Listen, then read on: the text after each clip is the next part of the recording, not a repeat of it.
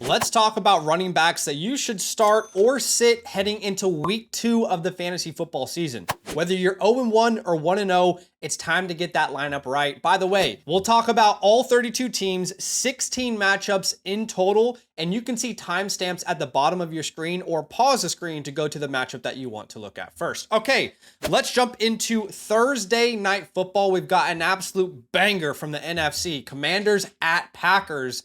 48.5 point over under. This is the second largest over under of the week.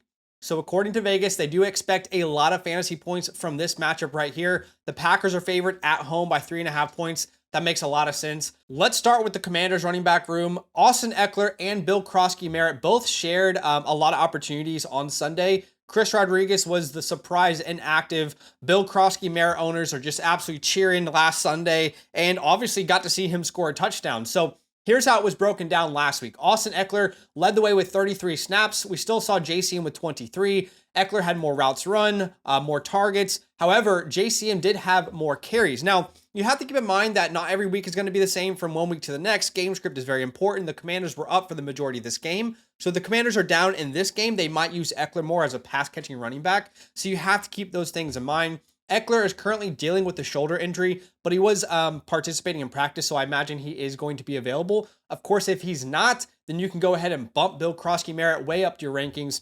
But as of right now, I view both of them as a spot start. Guys that you can put in your flex, but not guys that you're going to rely on to absolutely win you your week here. It is a tough defense as well in Green Bay, so you have to keep that in mind with Micah Parsons. This defense looks absolutely legit. But last week, we did see an 82-yard performance by JCM as well as a touchdown, 14.2 fantasy points. Touchdowns aren't as sticky, so be careful relying on that from one week to the next. JCM from a usage perspective still looks like the top guy, but they're back-to-back in my rankings, and right now they're flexible names. For the Packers, very simple. You start Josh Jacobs. Tough run D he faced last week versus Detroit. The Commanders are a good defense, but I think this will be an easier matchup for Josh Jacobs. He should be a great play, and I would expect him to get into the end zone.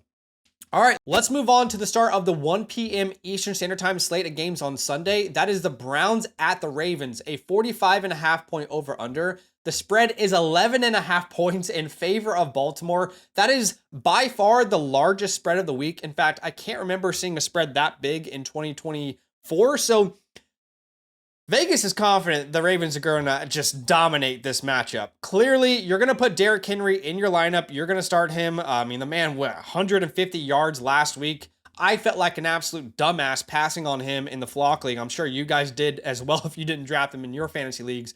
But he is my RB3 this week in week number 2. The Ravens should be in control of this game and running out the clock in the second half. So he should have another big game. Now, for the Browns, things get really messy, right? Because if Quinshon Judkins plays, I don't really want to start a Cleveland Brown at all. I think Judkins would get involved. Obviously, Sampson would still be involved. And then Jerome Ford, he would still have some sort of role. So it might be a three-way. And again, not the one you want to be a part of in a disgusting offense.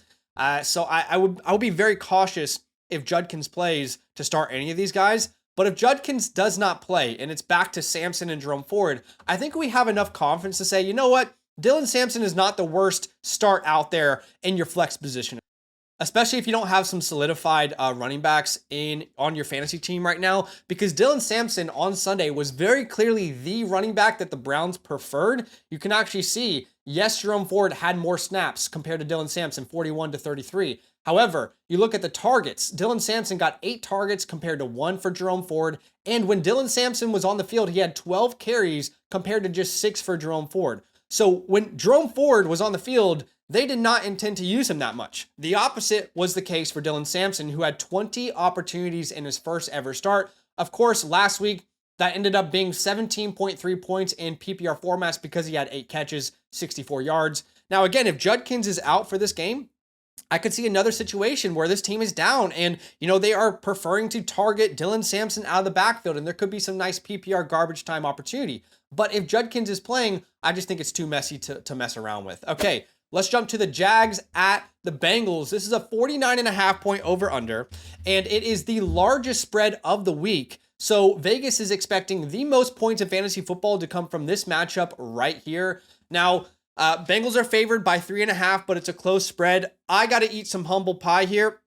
I was not very aggressive on Travis Etienne in drafts this offseason. I'll be honest. I'll be 100% transparent with you.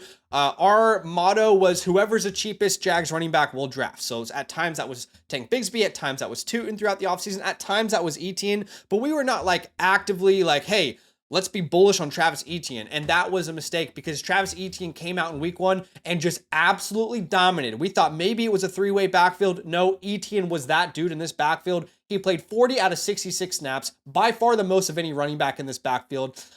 He had 16 carries, 3 targets, 19 total opportunities, and second on the team in total opportunities was Tank Bigsby, who, by the way, was just shipped out to Philadelphia, so he's not even on the team anymore, making Bashul Tootin now the backup running back. I will say I'm very excited to see what Tootin's role is going to be over the course of the year. I would not be shocked. I know Etienne had a great week 1, but to be fair, it was a Carolina Panthers, so let's calm down our expectations. I do have Etienne as a must start. He's clearly the running back in a great Liam Cohen offense, 18.6 points last week, 143 rushing yards. So clearly, I'm telling you, start him in your lineups this week with confidence, but I am really excited to see what Tootin can do over the course of the year. I would not be surprised if he starts to eat into that role come week 5, 6, 7. Tootin has got to be stashed in your leagues. Now, as far as the Bengals, it's very simple here. You start Chase Brown. We all know he's a superstar, so you got to put him in your lineup.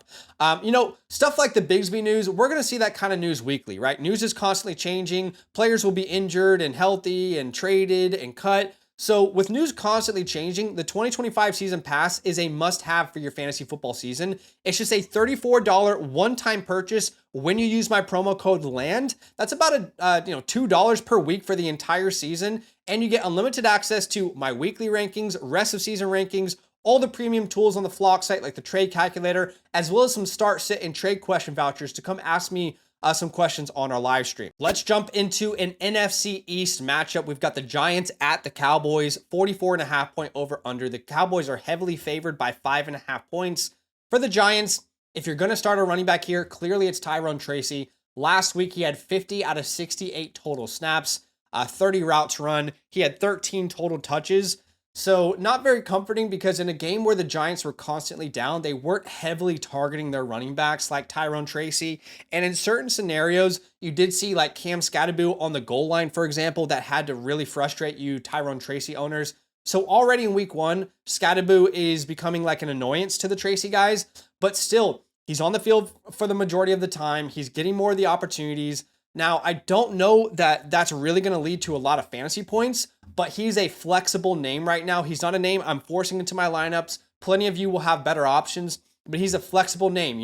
If you don't have any clear better options, you can start him. By the way, just a heads up, every single player I'm ranking in this video, you can see in our graphics exactly where I would rank them if that's helpful. Now, as far as the Cowboys go, I am going to go ahead and label Javonte Williams a must start. He was absolutely dominant for the Cowboys last week and scored 2 touchdowns, was clearly the guy. Miles Sanders looked completely toast. So Javonte Williams is basically this year's Rico Dowdle, but maybe a little bit better, meaning you're going to be able to flex him every week. He's probably going to finish as a top 24 running back. He's on a good offense, an offense that's going to move the ball. And in this matchup, he's facing the Giants, who last week gave up, top 5 points to the running back position in week number 1. So Javonte is the only confident start in this matchup, but I could see running backs putting up points. All right, let's jump to the Bears at the Lions. Now, DeAndre Swift was the dominant running back for the Chicago Bears on Monday Night Football. Unfortunately, that didn't turn into a lot of fantasy points, but I think that can progress over the course of the season. Just because he is going to get the majority of the touches, we are going to label him a must start. Now, I would lower your expectations because the Detroit Lions are a difficult defense to run on. Last week, they were bottom 3rd in the league in points given up to the running back position, even against a great running back like Josh Jacobs. So I would lower expectations for DeAndre Swift. But again, because of the total touches he will see, I do think he needs to be in your lineup. All right, let's talk about the Lions. Yes, I know we can all agree last week there wasn't a more pitiful performance from an offense based off of expectations than the Detroit Lions. But we are going to go ahead and put Jahmyr Gibbs straight into our lineup. He is our RB4 on the week. Now, we weren't sure exactly what the roles were going to look like here in Detroit with a new offensive coordinator. The expectation was, hey, maybe we're going to see a little bit of a bigger role for Jahmyr Gibbs. And to be fair, I think we did see that. 44 snaps compared to 25 for David Montgomery. But when Montgomery was on the field, they still utilized him heavily. 15 total touches. In fact, when we go here and we look at the running back points last week, Jahmyr Gibbs, all of his points really came through the air. He had 10 targets. He caught 10 of them for 31 yards. And David Montgomery got saved as well through the air. 4 catches for 18 yards. None of them were good on the ground. That tells us that the Packers defense is very good. But we should see the Lions bounce back against the Bears defense, who just yesterday on Monday Night Football got rocked by running backs. So I'm going to put both of these guys into my lineup. All right, let's jump to the Patriots at the Dolphins. 43.5 point over under. And the Dolphins are favored, which honestly, I'm a little bit confused. I don't know what Vegas is thinking. Did they watch the Miami Dolphins in week 1 like we watched the Miami Dolphins in week 1? Because they were god awful. But here's the good news. We are going to go ahead and label Trayvon Henderson a must start this week. Last week, we were a little bit hesitant, spot start, but I loved the usage that we saw in his first game. He only played 25 of 71 snaps. But the thing is, when he was on the field, he was heavily utilized. He had 5 carries as well as 6 targets, so 11 total opportunities. And then when we come and look at the efficiency here, you can see that he was far more efficient than Ramondre Stevenson on the ground. 5 carries, 27 yards compared to 7 carries for just 15 yards. So over the course of the year, even here in week 2, I think you're going to see a bigger role given to Trayvon Henderson. He's clearly their best rusher, clearly their best weapon in the offense. So I believe in such a great matchup versus the Dolphins, you should put him into your lineups. Ramondre Stevenson, I think his role will continue to decrease over the course of the year.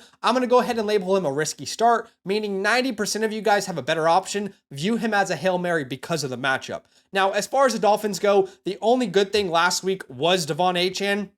That's probably going to be the case again here in week number 2. You can go ahead and put him into your lineup. He's the only fantasy weapon that we can rely on at this point. And let's be honest, like the Patriots are a shutdown defense, so Achane, especially through the air, should have plenty of great opportunities. All right, let's jump to the Niners at the Saints. Well, there was a lot of talk about Christian McCaffrey's injury last week. On this video last week, we did label him our RB1 overall for week number 1. He came out there, even with the injury, he had 31 total touches. We're talking 22 carries for Christian McCaffrey. We're talking 10 targets for Christian McCaffrey. 32 total opportunities. Just like I said last week, I'm going to say it this week. Anytime Christian McCaffrey is healthy, he will be my RB1 in fantasy football. We're going to start him with the utmost confidence, okay? By the way, we're betting on him again in week 2. I just set a all running back lineup on FastDraft's Quick 6 Super Slam contest. Last week, by the way, I finished 8th in this tournament, and I won some shmoney there. You can see we started a lineup with London, Henry, Sutton, Irving, Nakua, and Bowers. I put 1.75 bonus there with Derrick Henry. That was a big reason why we won some money. Week 2 contest just opened up. All you have to do is choose 6 non-quarterbacks, fill your lineup, and adjust your boosters accordingly. By the way, whichever lineup scores the most wins the most money, right? That makes sense. So you got to get unique with your lineups. Download the FastDraft app. Use my promo code LAND. I'm going to match your deposit up to $50. And then you're going to get my week 2 rankings completely free. So you're not rocking into week 2 completely blind. But tied for the lowest over-under of the week. But Christian McCaffrey, I don't care if, Brock Purdy is out there or not. You're going to put him into your lineups. And honestly, the same thing goes for Alvin Kamara. Now, yes, I will admit that the usage was a little bit concerning for the Saints here in week number 1. You can see Kamara was, by far the RB1, 59 out of 75 snaps, but only 2 targets with 41 passing attempts was definitely concerning. I don't expect that to be a trend that continues. I do expect Kamara to be more and more involved in the passing game, and that's where his floor comes in fantasy football. All right, let's jump to the Bills at the Jets. James Cook, by far the most dominant running back in Buffalo last week. Badaki and I here on this channel were big James Cook guys. We weren't really understanding why everybody was avoiding him in drafts this year at his price. Got the contract extension, then came out there in week 1, 18 total opportunities, 13 carries, 5 targets in the air. This is what's great about James Cook. If the Bills are down, they're going to use James Cook through the air. If the Bills are up, they're going to use James Cook on the ground. He is an electric, dynamic player. He's got to be in your lineups. This is the second largest spread of the week, by the way, so it's in favor of the Bills. So we should see a lot of opportunities on the ground for a James Cook. Now, again, we got to hold our hands up. Some things we hit on, some things we miss on. That's the nature of fantasy football. You're never going to get everything right. But Breece Hall was a player that we were actively avoiding this offseason. I'm not going to sit here and lie to you and say, yeah, we took the discount on Breece Hall. We were very worried about the potential, three-way backfield there in New York, which is what was reported all offseason from this coaching staff, from this organization. But in week number 1, Breece Hall was by far the dominant guy. This is one of those hey, keep it simple, stupid, KISS. Breece Hall is clearly the best running back. You should have bet on him. If you did, congratulations. Last week, he had 19 carries as well as 2 targets. He was the dominant running back in this backfield. 16.5 points, over 100 rushing yards. And here's the great news. Last week, the Bills gave up the second most points to running backs because Derrick Henry ran all over their ass. And I don't see why they can't do this again for New York. I mean, New York is a great rushing offense. We saw that last week. So I think you could see Breece Hall with another great matchup. And I would not suggest to put Braylon Allen into your lineups until further notice. All right, let's jump into the Seahawks at the Steelers. This is tied for the lowest over-under of the week. Last week, the Seahawks gave up the most points to fantasy running backs. So Jaylen Warren is definitely a spot start. You can put him in there. However, I would have lower expectations for a name like Jaylen Warren. The only reason I say that is because, yes, he is the RB1 in Pittsburgh. However, you can see that they're still using Kenneth Gainwell, right? Last week, Kenneth Gainwell actually played more snaps than Jaylen Warren, 29-25. However, Jaylen Warren still had more of the opportunities, 11-2. So this could be a true split backfield. Caleb Johnson could get more involved, so things could get ugly, but I am going to label Warren a spot start because the matchup does look great. On the opposite side, this is probably the one question that you guys have for me more than any other question today is, what the hell do I do with Ken Walker? Well, here's how I am approaching this. And we don't have all the information in week 2. We are still making some, I would say researched and rationalized guesstimations at this point. In my opinion, I do believe that the foot injury for Ken Walker played a part in his lack of opportunities in week 1. You can see this backfield. Charbonnet led the way, 30-21 snaps. However, we did see Ken Walker with 13 total opportunities compared to 12 for Charbonnet. So this could be a situation where it is a split backfield. We'll learn a lot more in week 2. Things will be a lot more clear in week number 2. But I do think Kenneth Walker has a chance to bounce back. Last week, Breece Hall and the Jets ran all over the Steelers defense. That defense might not be as good as we think. It's only a 1-week sample size, but we're going to go ahead and put Ken Walker into our lineups, and we're going to trust that he's going to get more work in this offense. And then Charbonnet does become a flexible name because of this workload. But again, we're going to learn a lot here in week number 2. Let's jump to the Rams at the Titans. Kyren Williams, how many off seasons do we need to do this? Where people are worried about Kyren Williams' workload, and then week 1 comes and it's like, oh yeah, he's clearly the dude. He had 49 of 60 snaps. He had 20 total opportunities, 18 on the ground, 2 through the air.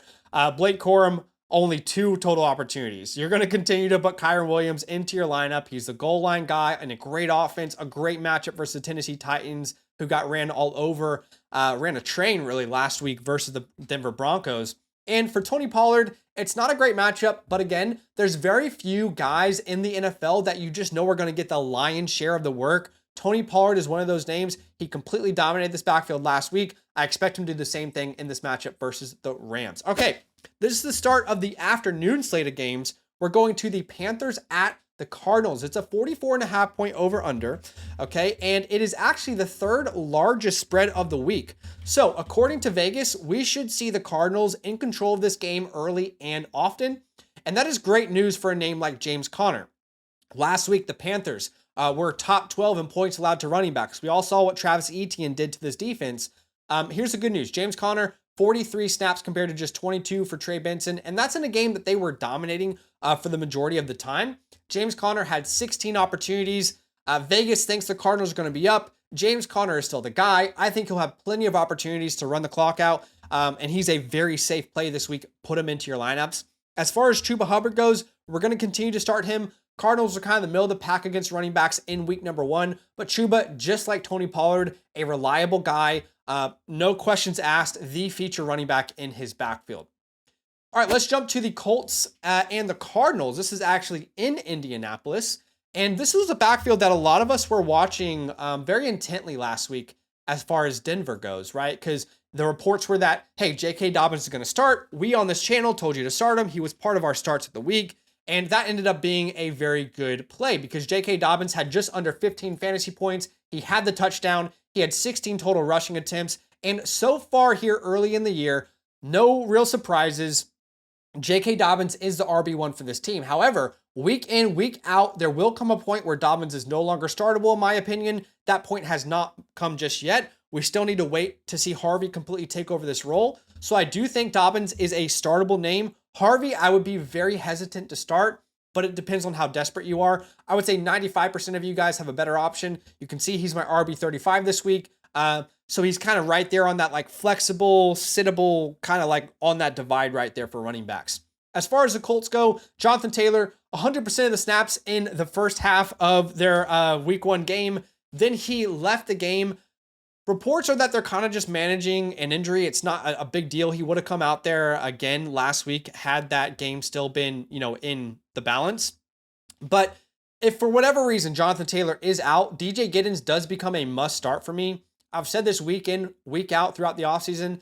If DJ Giddens is available on your waiver wire, he's one of the best stashes you can have on your fantasy football team. We've seen Jonathan Taylor go down with injuries, and we've seen plenty of Colts running backs be startable names, kind of right behind Jonathan Taylor. But of course, assuming Jonathan Taylor is healthy, he's going to be a top 10 play for me, currently my RB8.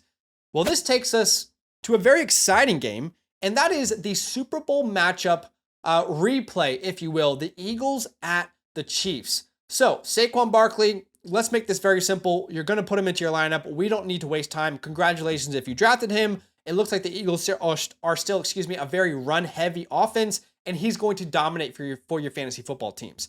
Tank Bigsby trade, that does nothing to Saquon. You don't worry at all.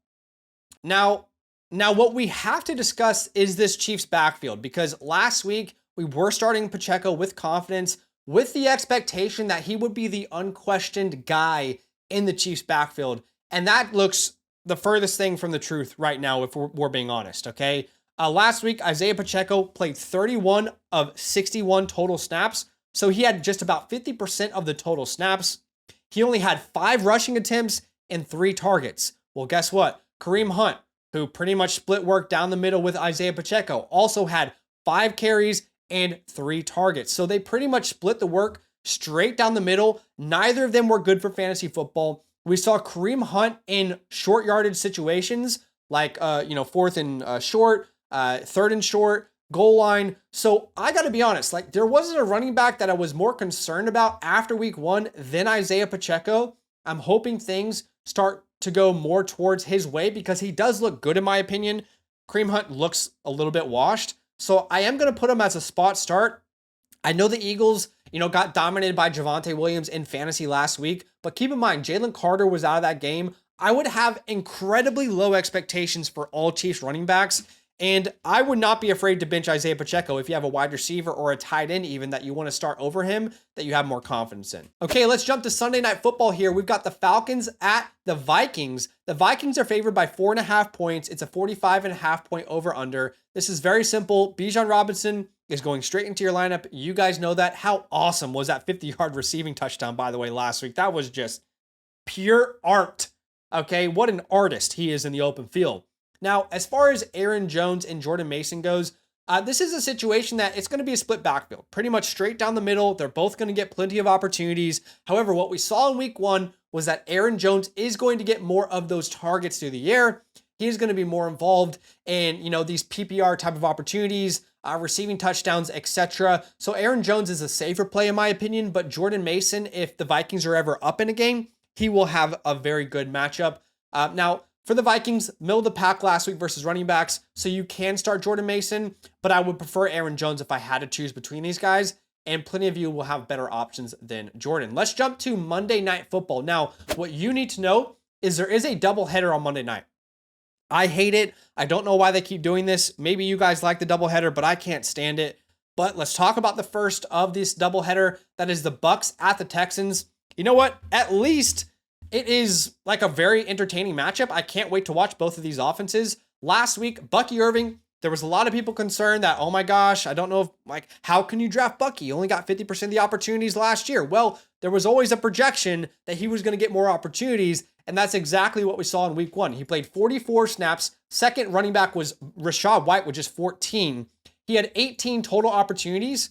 Again, second was Rachaad White with 3. So he's very clearly the dominant running back in this backfield. Now, he was not efficient you know, with his rushing yardage last week, but it was a tough matchup. And I think he will be more efficient when Tristan Wirfs comes back. The good news is the volume is there right now, and he is still getting work in the air. Obviously, we all know he scored that touchdown, which he looked just diving in the air. Shout out to Bucky Batman Irving. But of course, you're going to put him into your lineups. Let's talk about Nick Chubb. Now, last week, Nick Chubb was on our bust list. He was a player we were not starting anywhere, and that's because we just could not see a scenario in which the Texans would target him out of the backfield. And that's exactly what happened. Yes, he had 13 carries for 60 rushing yards, but he had one target. This team is not looking to use him when they're down in games. He is not someone that is a plus receiver out of the backfield. He had just 6 fantasy points. So again, behind a terrible offensive line, I'm not going to tell you to start Nick Chubb. I would sit him on your bench. The last Monday Night Football game we have here is the Chargers at the Raiders. And this one is very simple in my opinion. You start Amarion Hampton, you start Ashton Jeanty. Ashton Jeanty absolutely dominated opportunities in their first game there for the Raiders. Wasn't efficient, but that should be better over the course of the year. For Amarion Hampton, I know the reports are Najee's going to get more work. I don't care. I still see Hampton as a dominant running back in this backfield. He is the better talent. He is a first-round pick. I think his opportunities could increase over the course of the year, even though we'll see Najee a little bit more involved. So I appreciate y'all watching the video. Do me a favor. Hit that like button to show some love. Subscribe if you like the content. I'll see you guys in the next one. The wide receiver video will release later today, so make sure you check that out. We've got a double release, and I'll see you guys very soon. Nothing but love. Draft with me every night this week on the FastDraft app, where there are thousands of dollars to be won weekly. Getting started is easy. Download the FastDraft app, use the promo code LAND at signup to get your deposit match up to $50. That's up to 10 free entries on us. And when you finish your first DFS contest, I'll send you my weekly rankings completely free. Check out the link in the pinned comment to start drafting today.